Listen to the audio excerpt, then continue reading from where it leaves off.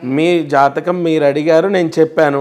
మీరు గుడికి వెళ్ళొస్తే నాకేమన్నా నా ట్రావెల్గా నా వెహికల్ తీసుకెళ్లారా? అక్కడ మీరు పలానా రూమ్ తీసుకుంటే నా అకౌంట్కి ఏమైనా డబ్బులు కట్టారా? ఏమో మీకు ఇస్తారేమో వాళ్ళు మరి.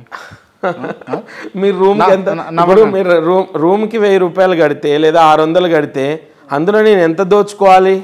నువ్వు అన్నట్టు ఒకవేళ ఇప్పుడు క్రాంతి దగ్గర క్రాంతి పోతే 3000 4000 రూమ్ రెంట్ అయింది అనుకుందాము. క్రాంతి లాంటి వాళ్ళను ఒక 100 మందిని పంపించారు.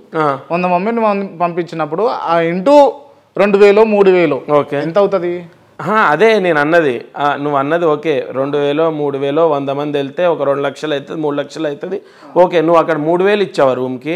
ఎందుకు క్రాంతి? భగవంతుడి దగ్గరికి వెళ్ళి ఆ భగవంతుడిని నన్ను ఆగం చేయటం తప్ప ఏముంది చెప్పు. నేను నీకు ఒక మంచి మాట చెప్పా అంటే ఈ సమాజంలో మనుషుల యొక్క ఆలోచన ధోరణి చూడండి ఎలా ఉందో. మంచి చెప్పినా కూడా పరిస్థితి ఇది, తర్వాత మంచి చెప్పిన వాళ్ళు ఎదుర్కొనే పరిస్థితి ఇది, అంతే కదా. దోచుకుంటున్నారు, దాచుకుంటున్నాడు. ఏంటండి ఇది? ఒక నేను చేసే పూజ నీకు నీ అంతలు సరే. ఇవన్నీ విషయాలు పక్కన పెడితే శర్మ గారు మీరు క్లియర్గా చెప్పండి. మీరు జ్యోతిష పాండిత్యులు కదా, ఓకే, మీరు దేనికి, మీ వల్ల దేనికి అంటున్నా? దేనికంటే అంటే మీరు జ్యోతిషం చెప్పాలా, అవతలోడు వినాలి. ఓకే, ఇదేనా? ఇక వినకు, ఎవరు వినమంటున్నారండి? వినేటట్టు చేస్తారు కదా, వినకపోయినా కూడా. ఇప్పుడు నేను నా నుంచి నువ్వు అన్నట్టు నేను నా పాండిత్యాన్ని అక్కడ ప్రదర్శించా, నీకు నచ్చితేనే చూడండి, లేకపోతే లేదు కదా, అంతే కదా.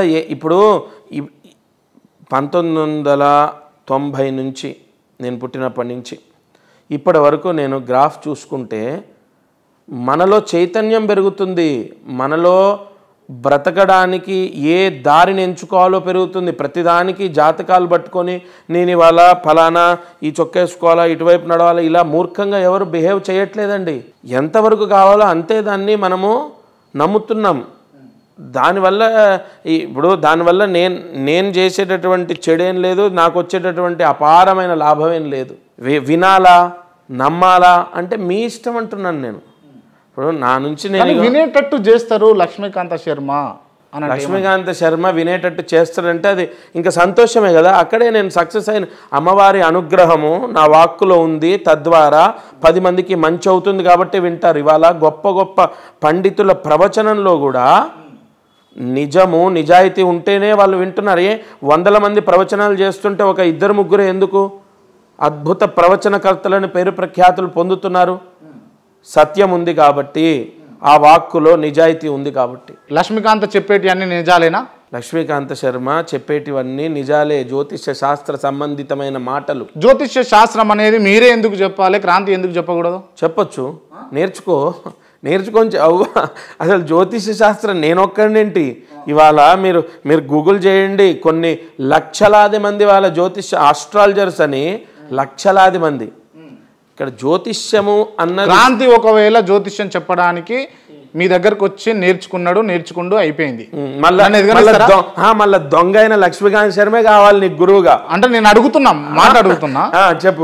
ఓకే, నీ దగ్గర నేర్చుకున్న తర్వాత మీరు నన్ను ఎదగనిస్తారా? చెప్పండి, నవ్వకండి. ఇక్కడ నువ్వు అడిగేవన్నీ అట్లాగే ఉన్నాయి. ఎందుకంటే ఎదగనిచ్చేది ఏంటంటే, ఇప్పుడు నా నుంచి ఏది ఆగదు, కన్ఫామ్. నువ్వు పలానా సబ్జెక్టుని నేర్చుకున్నావు, సబ్జెక్టుని ప్రదర్శిస్తున్నావు, నీకు అమ్మవారి వాక్ కటాక్షం ఉంది, నువ్వు వద్దన్నా ఆగదది.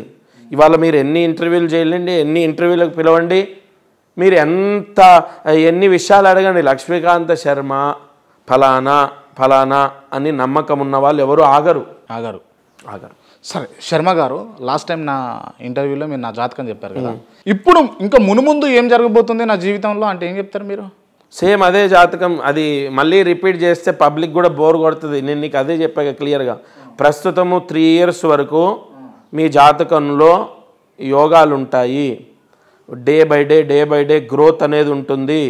ఆఫ్టర్ 3 years ఇంకా యోగం ఉంటుంది. ప్రస్తుతము 50-60లో జాతకం వెళ్తూ ఉంటుంది.